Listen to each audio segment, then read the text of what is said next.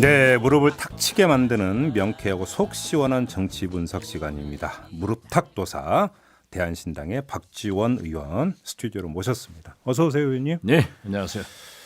어제 총리 지명이 있었습니다. 네, 그렇습니다. 저는 의원님이 지명될 줄 알았는데. 더 좋으신 분이 지명됐습니다. 그러게요. 아쉽지 않으세요? 저는 총선에 올인한다고 했고 네.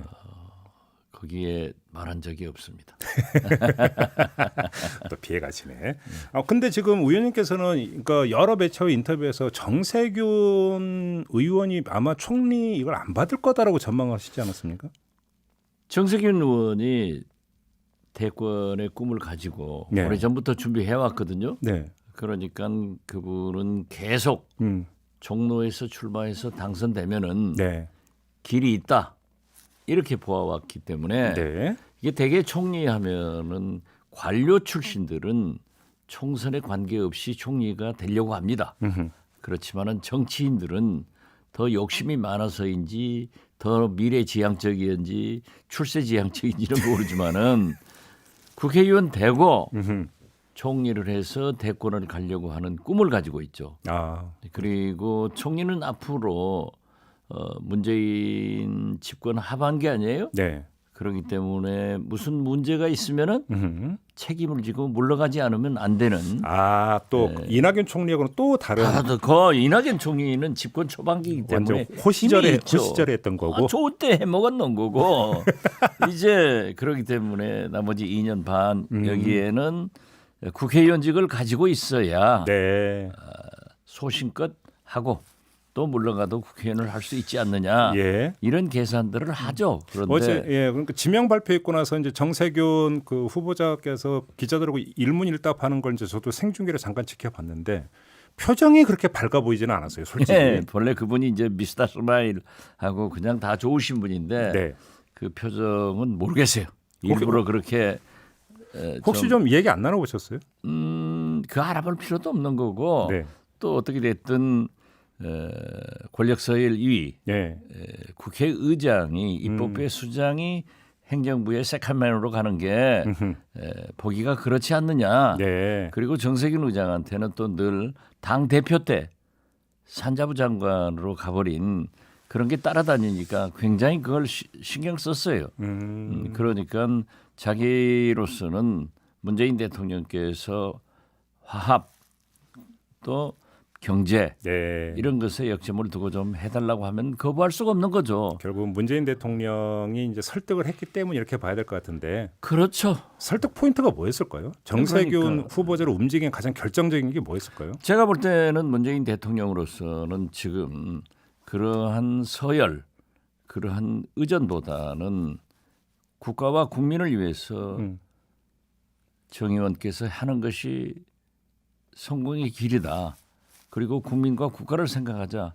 이런 얘기를 하셨으리라고 보고. 말 그대로 호소. 그렇죠. 그러면은 정세균 의원도 예. 받아들이지 않을 수 없다. 내가 좀 스타일이 국이더라도 네. 국가를 위해서 문재인 대통령의 성공을 위해서는 해야 된다.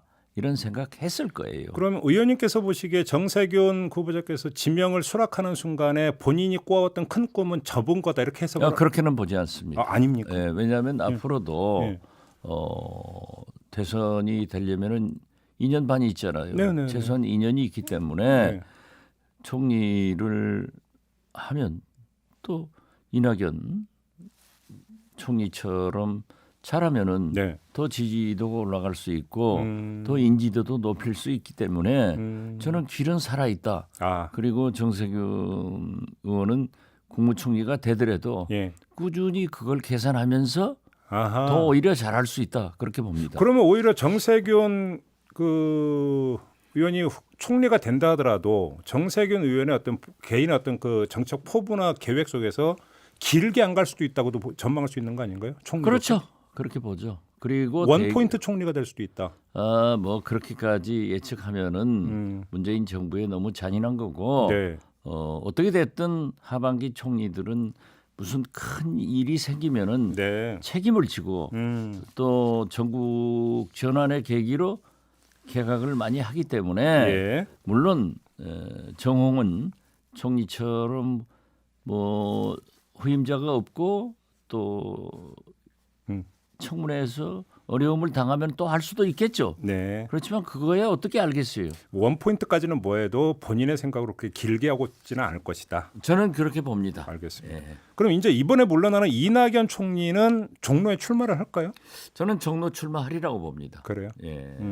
왜냐하면 그 전부터 그 민주당 그쪽에 소위 움직이는 네. 그 핵심 세력들은 정세균 의장은 국회의장으로서 끝나야지 네. 어떤 경우에도 종로를 뺏길 수 없으니까 이낙연 총리가 가야 된다. 그런 얘기를 하고 네. 임종석 예. 전 비서실장은 종로를 원하고 있지만은 이사를 갔지만은 본래의 자기 선거구인 중구 성동으로 네. 갈 것이다. 네. 이런 얘기를 해오더니 이제 민주당 안에서. 민주당 예. 안에서 예. 이게 상당한 책임 있는 위치에 있는 분들이 그런 얘기를 하더라고요. 그래서 저는 처음부터 예. 그렇게 생각했는데 정세균 의장이 전 의장이 이제 총리가 되니까 자연스럽게 그렇게 정리가 됐지 않느냐 저는 그렇게 봅니다. 근데 단순히 종로구 출마만 할까요? 그 중앙 선대위원장을 겸직하면서 출마할까 이렇게 봐야 될까요? 저는 그렇게 봅니다. 그래요? 왜냐하면은 예. 이 시골 농촌 지역구가 아니고 서울 특히 종로 같은 곳에는 물론 골목골목을 누비지는 않거든요. 네, 네, 네. 그런데 정세균 의장은 그 참 지난 8년간 골목골목을 누비고 네. 저도 당 대표하면서 이렇게 보면은 저한테 형님이라고 불러요. 형님 저 종로 좀 잠깐 다녀올게요. 그렇게 열심히 하신 분이에요. 근데 이게 좀 너무 디테일한 질문인 것 같기는 합니다만 마지막으로 그러면 정세균 그 의원이 다져놨던 종로라고 하는 지역의 어떤 조직이 있지 않습니까? 그렇죠. 조직의 인수인계는 무난하게 이루어질까요? 당연히 무난하게 그건 이루어지죠. 무난하게 이루어진다고 봐도 이제 돼요? 정세균 의원도 총리가 되면은 다시 종로로 돌아갈 수는 없는 것 아니에요. 예. 그리고 또 이낙연 총리도 종로에 가면은 두 분이 사이가 좋아요. 사이가 좋네요. 예, 둘이? 좋아요. 뭐 두 분 다 점잖으신 분 아니에요. 그래요. 이낙연 총리도 이제 당연히 그러니까 대권 꿈을 꾸고 있는데 그렇죠. 이제 자 그러면 이제는 범위를 좁혀서 이낙연 총리의 대권 꿈 촉을 좀 발동해 주십시오. 어떨 거라고 생각해요? 왜냐하면 역대 총리 대권 꿈을 꿨던 총리는 많았는데 성공한 총리는 없지 않습니까? 역대 대권 꿈을 꾼 사람은 많았지만은 성공한 사람은 하나씩밖에 없었어요. 그렇죠, 그렇기 물론. 때문에 네. 이낙연, 정세균 전현직 총리로서 상당한 경쟁 의식을 가지고 할 거예요. 또 그렇게 경쟁해서 하는 것이 민주당을 위해서도 좋고 나라를 위해서도 좋죠. 근데 제가 거기가 여쭤보고 싶은 게 독주하는 것은 안 좋죠. 이낙연 총리가 차기 주자 그러니까 지지도조에서 계속 1위를 달려왔는데 그게 이낙연 개인의 경쟁력이기보다는 어떤 총리라고 하는 어떤 그 타이틀이 갖고 오는 어떤 표도 꽤 있지 않았습니까? 그렇죠. 이제 총리직을 내려놓으면 차기 그 주자 지지도 조사에서 계속 1위를 달릴 수 있을까? 일단 당장 궁금한 건 이 점인데 어떻게 전망을 하십니까? 그건 좀 어려워질 거예요. 어려워진다. 그렇죠. 그러면 결국 거기서 이낙연 총리는 총리직을 내려서 얼마나 정치적으로 자기 어떤 존재감을 드러내는가라는 이제 과제에 이제 봉착하게 된다. 그렇죠. 그리고 이낙연 총리는 이제 국민들로부터 인기를 얻은 게 국회 대정부 질문을 통해서 그렇죠. 아주 그 나이스하고 능수능란. 점잖고 능수능란하게 하면서도 또 한마디로 야당 의원들의 질문을 꼼짝달싹 못하게 잡아버리는 그런 것에서 국민들이 굉장히 카타르시스도 느끼고 네. 존경하고 좋아했는데 예. 이제 그런 장은 없잖아요. 그렇죠. 이제는 허허벌판에서 뛰어다녀야 되는데 네. 어떤 의미에서 보면은 이낙연 총리는 필기단마예요. 자기 추종 세력이 없단 말이에요. 단기 필마. 참 단기 필마. 네. 그렇기 때문에 자기는 또 다른 시험대에 오르는 거고. 그렇죠. 정세균 만약 총리가 인준돼서 되신다고 하면은 그분은 또 그 자기 사단이 있어요. 네. 있기 때문에 총리를 잘 하면은 자기 사단들이 받쳐주기 때문에 참 좋은 경쟁이 될 것이다. 예. 저는 그렇게 봅니다. 알겠습니다. 앞으로 아마 이제 요두 분에 대한 얘기는 앞으로도 많이 나눌 것 같으니까 일단 이 정도로 마무리하도록 하고요. 일단 경쟁 관계로 돌아서는 것이 이낙연, 정세균 이제 예. 경쟁 구도가 됐다. 그렇게 돼야만이 본인들도 좋고 민주당도 좋은 거죠. 민주당도 좋고 그런 거죠. 알겠습니다. 혼자 하면 되겠어요? 국회 난입 사태는 어떻게 지켜보셨습니까? 이건 말도 아니죠. 황교안 대표가요. 네. 공안검사 출신입니다. 네. 대검 공안부장이에요. 불법 폭력 데모를 네. 그때 다 용서해 줬나요? 그런 얘기 못 들어봤는데. 이분 그러면 안 돼요. 다른 분이 하면 뭐 모르겠어요. 저 같은 사람이 만약 당대표가 돼가지고 저런 일을 하면은 저 사람은 정치권에서 컸기 때문에 저럴 수 있으려니 하지만은 예. 황교안 대표는 일생을 공안검사, 공안부장으로 폭력, 불법 데모하는 사람 잡아가는 게 자기 직업 아니었어요. 근데 왜 그럴까요? 특히 그러면? 법무부 장관, 총리, 대통령 권한대행까지 하신 분이 말은 또 왜 그렇게 요즘 막말을 하냐고요. 왜 그런다고 보세요? 왜 저는 좀 다급해졌지 않는가. 다급하다? 예, 본인이 자기는 열심히 하지만은 예. 국민은 자꾸 지지도가 떨어지잖아요. 예, 예, 예. 이낙연 총리한테 그냥 말도 안 된단 말이에요. 네. 그리고 호감도는 떨어지고 비호감도는 높아지기 때문에 네. 좀 다급하고 당황스러워서 헛발질하는 것 아닌가. 근데 저렇게 하면 호감도가 올라가나요?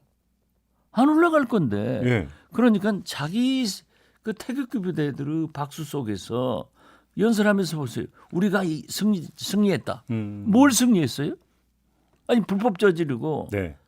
폭력 가하고 국회 봉쇄시킨 것이 승리했다고 하면은 그건 공안검사 출신이 할 말이 아니죠. 그러면 그 순간에 태극기 부대에 어떤 둘러싸여 있는 그 순간 그 시간과 그 공간에 갇혀버려서 뭔가 착각을 그렇죠. 하고 있다. 이렇게 보는 거예요. 그러니까 이 황교안 대표가 성공하려면은 네. 우선 구태에 의한 장애투쟁을 거두고 태극기 부대의 박수와 함성을 뛰어넘어서 밖으로 나와야 돼요. 네. 그래서 저는 자꾸 창밖의 남자로 있지 말고 창 안으로 들어와라. 청와대에서 뭐 청와대 앞에서 단식 농성하다가 병원에 갔다 와서 건강 회복하니까는 거기서 추우니까 국회 안 로텐다올로 온 것은 잘했어요. 그렇지만 그건 국회가 아니잖아요. 창밖이지. 그래가지고 거기서 이건요. 제가 어제 그제 이틀간 한번 국회 나오면은 제가 국회의원인데 내가 못 들어갔어요. 이게 말이 되는 거예요? 어제 의총에서 이른바 군기 잡았다고 하는데 보도를 보니까 조는 의원한테 뭐라고 하고 불만 있으면 나한테 직접 와서 얘기하라 이렇게까지 이야기했다는데 황교안 대표 이런 태도는 어떻게 평가를 하세요? 그게 이제 검사 티를 못 벗은 거죠. 공안 검사들은 예. 그런 거예요. 그러니까 그 티를 못 벗고 네. 아니 정치인들이 얼마나 무서운 사람들인데 앞에서 군기 잡으면은 지금 공천 앞두고 있으니까 그것도 아무 말 못하는 순한 양이 된 한국당 의원들도 보면은 참 한심해요. 그 한심한 대표의 네. 한심한 의원들이더라고요. 알겠습니다. 말 한마디 못하고 말이지. 네. 지금 그 여쭤볼 그래도 게 역시 보면은 홍준표 전 대표가 한마디씩 하는 거예요. 또 그 양반도 공천이 걸려 있어서 그렇죠. 공천이 걸려 있으니까 자꾸 험지로 나가라 하니까 나는 30년간 험지만 싸웠다. 네. 뭐 막시무스 얘기까지 하더라고요. 근데 네. 유튜브로 을지인님이 도사님 12월 25일 이전에 북미 관계 어떻게 될 것인지 촉 좀 발동해 주세요라고 요청이 들어왔습니다. 저도 어제 비건이 빈손으로 돌아가고 네. 이제 19일 날 20일 날 중국을 방문한다는 것 아니에요. 방금 속보가 그렇게 들었어요. 예. 일본 가는 줄 알았더니 중국 간다네요. 그렇죠. 예. 일본으로 가서 이제 중국으로 가죠. 그래 제가 중러 유엔 안보리의 경제 제재 해제안을 제출하길래 네.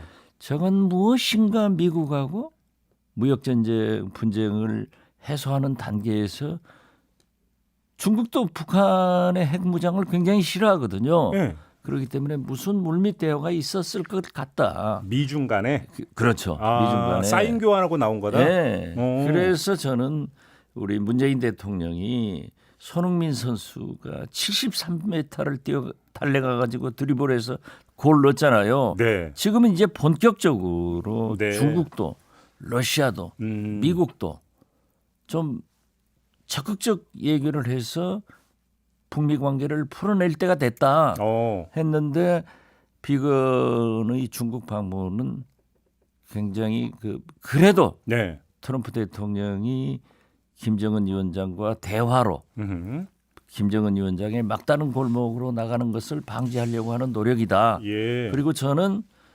중국에서도 상당히 적극적으로 협력을 할 것이다. 이렇게 봅니다. 아, 지금 뭐 그리고 크리스마스 전에 네. 지금 태도로 보면은 북한은 ICBM 발사합니다.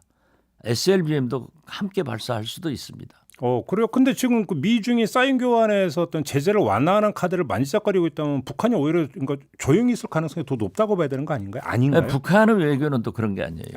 질러버리는 거거든요. 그러니까 그 강하게 못 나올 거다. 미국이 이렇게 보니까 그렇죠. 오히려 더 지른다. 예. 방정 씨 좀 복잡하네요. 복잡하죠. 예. 그러니까 제가 김정은 위원장이나 전에 김정일 위원장은 북한을 도와주려고 하는 온건 파해를 아주 성가시게 만들어요. 입장을 난처하게 만들고 어허. 오히려 자기들을 해롭게 하는 강경파한테 꼭 힘을 실어주는 그런 결과가 나와요. 그런데 자기들은 예. 그렇게 생각 안 하니까 문제가 되죠. 알겠습니다. 반대로 생각. 아무튼 그러니까 트럼프 같은 경우는 그 북한에 대해서 아주 강력한 초고강도 뭔가를 할 생각은 아직은 없다. 아직은 없죠. 그렇게 보면 되는 거겠네요. 알겠습니다. 해봐야 성공 못해요. 알겠습니다. 이렇게 마무리하죠. 고맙습니다, 의원님. 네, 감사합니다. 네, 박지원 의원이었습니다. 이슈의 핵심을 꿰뚫는 예리한 시선, 믿고 듣는 진품 시사, 김종배 시선 집중.